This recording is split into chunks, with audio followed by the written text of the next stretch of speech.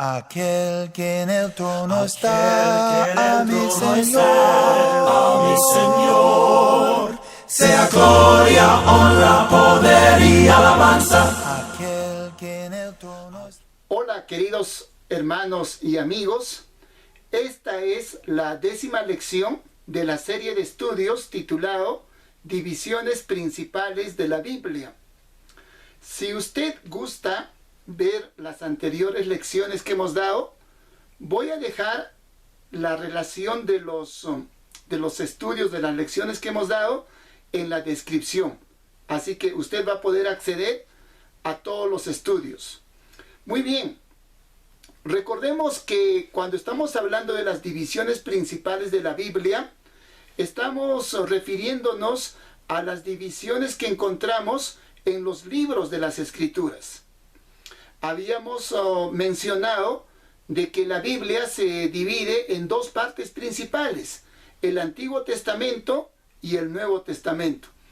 En el Antiguo Testamento tenemos varias divisiones, pero hemos estado estudiando en estos últimos capítulos acerca de la primera división. Y es que la primera división está conformado específicamente por el Pentateuco. Pero cuando estamos hablando del Pentateuco, sabemos que nos estamos refiriendo a los 5 primeros libros de la Biblia. Ahora bien, dentro de esos 5 primeros libros de la Biblia, también nosotros encontramos algunas divisiones que son importantes. Habíamos mencionado la etapa de los orígenes, que sería el primer periodo. El segundo periodo vendría a ser el diluvio universal. Y el tercer periodo o tercera etapa en el Pentateuco viene a ser la vida después del diluvio y la Torre de Babel. Pues bien, ahora estamos hablando de la cuarta etapa, del cuarto periodo, que se refiere básicamente a la era patriarcal. Esta era patriarcal nosotros lo encontramos en el libro de Génesis, del capítulo 12 hasta el capítulo 50. Ahora bien, cuando estamos hablando de la era patriarcal, básicamente vamos a estudiar a 4 patriarcas de los cuales se habla ampliamente en esta parte de las Escrituras. Y vamos a comenzar el día de hoy justamente con el primero de los patriarcas. El primero en ser nombrado es Abraham. ¿Ok? Entonces, vamos a nosotros destacar cuáles son las virtudes de Abraham. Y es que cuando estamos hablando de Abraham, estamos hablando de un hombre de fe. Pero ¿por qué se le conoce a Abraham como un hombre de fe? Se le conoce así porque en la Biblia Abraham es mencionado como el padre de la fe. En, por ejemplo, Romanos capítulo 4, versículo 16, en Gálatas capítulo 3, versículos del 6 al 7, nos dice ahí que nuestro padre de la fe es precisamente Abraham. Pero la pregunta que debemos hacernos es, ¿por qué será que Abraham es considerado el padre de la fe? Pues veamos algunas cosas que hizo Abraham y que lo convirtieron precisamente en un hombre de fe. En primer lugar, nosotros vemos que Abraham estuvo dispuesto a cumplir a cabalidad la voluntad de Dios. Es decir, si Dios le pedía hacer algo, Abraham lo hacía sin dudas ni murmuraciones. Él inmediatamente aceptaba y hacía lo que el Señor le pedía. Por ejemplo, al principio en Génesis capítulo 12, versículos del 1 al 5, vemos de que Dios se comunica con Abraham y le dice, sal de tu tierra, sal de tu parentela y vete a un lugar que yo te voy a indicar. Parecería simple cuando nosotros nos ponemos en una situación actual, que de pronto Dios se comunique con nosotros y que nos diga que vayamos a un lugar en específico. Pero debemos recordar que cuando Abraham recibió esa orden de parte de Dios, Abraham tenía 75 años. Es decir, no era una persona que digamos joven para poder realizar cualquier cosa que Dios le pidiese. En segundo lugar, Dios le pidió a Abraham que salga de su tierra, que salga de su parentela y que se vaya a un lugar totalmente desconocido. Abraham no sabía exactamente cuáles eran las dificultades que iba a encontrar, pero tenía en mente una cosa: obedecer el mandato de Dios, obedecer lo que el Señor le estaba diciendo. Entonces ahí vemos que realmente Abraham fue un hombre obediente a la voluntad de Dios. En otra ocasión, ya cuando Abraham tenía un hijo llamado Isaac, el Señor le pidió que lo sacrificara. El Señor le dijo: ve y sacrifícame a tu hijo Isaac, a tu único hijo. Esto lo podemos encontrar en Génesis capítulo 22, versículos 2 y luego del 10 al 12. A pesar de que para Abraham era algo muy doloroso, pero Abraham estuvo dispuesto a sacrificar incluso a su propio hijo. Pero ¿por qué hizo esto Abraham? Porque él quería obedecer completamente la voluntad de Dios. Entonces, cuando hablamos de Abraham, decimos de que es un hombre de fe. ¿Pero por qué es un hombre de fe? Porque él estaba dispuesto a obedecer la voluntad de Dios. En segundo lugar, vemos de que Abraham procuró el bien de los demás. Es decir, Abraham no fue una persona egoísta que solamente se preocupaba en sus propias necesidades, sino que Abraham tenía en mente dar preferencia a los demás. Por ejemplo, en una ocasión, los pastores de Abraham y los pastores de Lot entraron en conflicto. Entonces ellos necesitaban separarse. Pero fíjense que a pesar de que Abraham era el tío de Lot y era una persona mayor que Lot, sin embargo, él le dio preferencia a su sobrino. Le dijo: tú elige hacia dónde quieres ir. Si tú vas al oriente, yo voy a ir al occidente. Entonces ahí vemos de que Abraham no era una persona egoísta, sino que él estaba dispuesto a dar lo mejor para los demás. En otra ocasión dice que 4 reyes fueron y atacaron, pelearon contra otros 5 reyes y obtuvieron la victoria. Pero esa victoria hizo de que tomaran como prisionero al sobrino de Abraham, a Lot. Aún estando en una desventaja, Abraham armó a sus hombres y fue a rescatar a su sobrino Lot, que estaba prisionero. Entonces nuevamente vemos de que Abraham era una persona que de pronto se identificaba con el dolor de los demás. Era una persona que quería de pronto ponerse en los pies de los demás. Es por eso que Abraham se convirtió en una persona virtuosa. Pues bien, en tercer lugar, nosotros vemos de que Abraham estuvo dispuesto a dar de sus bienes a Dios. En el último escenario que les estaba mencionando, cuando Abraham fue y batalló contra esos reyes que habían tomado prisionero a su sobrino, los atacó y los despojó de todo lo que habían obtenido. Lógicamente, en ese momento, Abraham era el dueño de todo lo que había logrado obtener en batalla.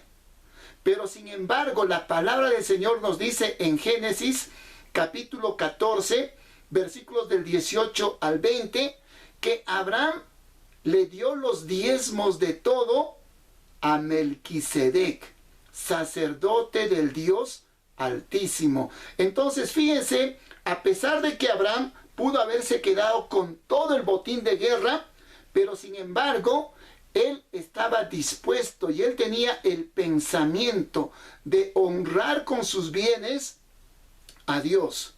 Pero todo esto que hizo Abraham en su vida le permitió justamente recibir la bendición del Señor. Y es que si nosotros analizamos la historia de este patriarca, nos daremos cuenta, por ejemplo, leyendo Génesis capítulo 24, versículo 1, que este hombre fue prosperado materialmente. Es decir, Abraham no pasó ninguna necesidad. Él tuvo las cosas materiales, pero mucho más abundantemente. Si nosotros revisamos Génesis capítulo 25, versículos del 7 al 8, nos daremos cuenta que la palabra del Señor nos dice de que Abraham murió en buena vejez. ¿Pero qué significa morir en buena vejez? Significa que de pronto sus hijos no le causaron problemas. Significa que de pronto tenía las cosas necesarias para vivir. Significa que de pronto había gente que lo quería a Abraham. Eso le permitió vivir en paz y tranquilidad hasta los últimos días de su vida. Ahora bien, si usted desea tener las mismas bendiciones que Abraham, entonces usted necesita hacer lo siguiente. Y es que muchas veces nosotros queremos obtener lo que otras personas obtuvieron. Queremos tener la fama que otro obtuvo. O queremos tener el prestigio de otra persona. Pero ¿saben qué? Las cosas no vienen simplemente así, por el azar, sino que nosotros debemos de ganarnos. Si usted quiere ser bendecido, así como Abraham fue bendecido, entonces usted necesita también convertirse en un hombre de fe, en una mujer de fe. Pero ¿cómo es una persona de fe? En primer lugar, una persona de fe debe estar dispuesta a obedecer la voluntad de Dios. Usted no puede decir de que es una persona de fe si es que no está dispuesto a obedecer la palabra de Dios. Y es que fíjense lo que dice Mateo capítulo 7, versículo 21. Este texto bíblico dice: no todo el que me dice Señor, Señor, entrará en el reino de los cielos, sino el que hace la voluntad de mi Padre que está en los cielos. Entonces, fíjense, mis queridos hermanos y amigos, aquí la palabra del Señor nos está invitando, nos está retando, nos está motivando a que nosotros podamos hacer la voluntad de Dios. No solamente consiste en decir, hey, Señor, Señor, yo creo en ti. No, sino que ser verdadero creyente, ser verdadero hijo de Dios, significa estar dispuesto a hacer la voluntad de Dios. Así como lo hizo Abraham. Él estuvo dispuesto inclusive a sacrificar a su propio hijo. Él estuvo dispuesto a ir a donde el Señor le dijera. ¿Y qué de nosotros? ¿Estamos dispuestos a hacer la voluntad de Dios? Si es que estamos dispuestos a hacer la voluntad de Dios, entonces sí podemos considerarnos personas de fe. Pero en segundo lugar, una persona de fe es aquella que procura que los demás obtengan lo mejor. En otras palabras, una persona de fe no es una persona egoísta. Una persona de fe es más bien que se ocupa del bienestar de los demás. Y es que fíjense lo que nos dice la palabra del Señor en Filipenses capítulo 2, versículo 4. Este texto dice: no busquéis vuestro propio provecho, sino el de los demás. Entonces, fíjense, mis amados hermanos, nosotros no debemos ocuparnos solamente en nuestras necesidades. Obviamente tenemos muchas necesidades, pero también tenemos que ponernos a pensar a ver si podemos ayudar a alguna otra persona. No seamos egoístas, pero lamentablemente en este mundo material en el que vivimos, muchas veces nosotros solamente nos ocupamos en satisfacer nuestras necesidades. Muchas veces no nos interesa si la otra persona está bien o está mal. Pero si usted quiere ser una persona de fe, así como lo fue Abraham, entonces usted tiene que buscar el bienestar de los demás. En tercer lugar, si usted quiere ser una persona de fe, usted tiene que aprender a honrar a Dios con sus bienes. Es decir, cuando yo quiero honrar a Dios, no solamente tengo que hacerlo de palabra, sino que también tengo que hacerlo con mis hechos. Tengo que estar dispuesto a tener un pequeño sacrificio y dárselo al Señor. A eso la palabra del Señor le llama ofrendar. Miren lo que dice 2 de Corintios capítulo 9, versículos del 6 al 7, dice así la palabra del Señor. Pero esto digo, el que siembra escasamente, también segará escasamente. Y el que siembra generosamente, generosamente también segará. Cada uno dé como propuso en su corazón, no con tristeza ni por obligación, porque Dios ama al dador alegre. Entonces fíjense, mis queridos hermanos y amigos, si usted pretende ser una persona de fe, usted necesita honrar a Dios con sus bienes. Pero dice ahí la palabra del Señor que no tenemos que hacerlo por obligación, pero tampoco tenemos que hacerlo porque Dios se trata o porque quisiéramos tomarlo a Dios como un negociante. Es decir, yo le doy 10 y el Señor me va a devolver 100. No es así como funciona. Lamentablemente hay mucha gente que se aprovecha sobre este punto y exige que las personas puedan dar más allá de lo que tienen o más allá de sus posibilidades. Pero aquí está diciendo el Señor que Dios ama al dador alegre. Cuando usted le ofrende algo a Dios, usted déselo de todo corazón. No con tristeza ni por necesidad.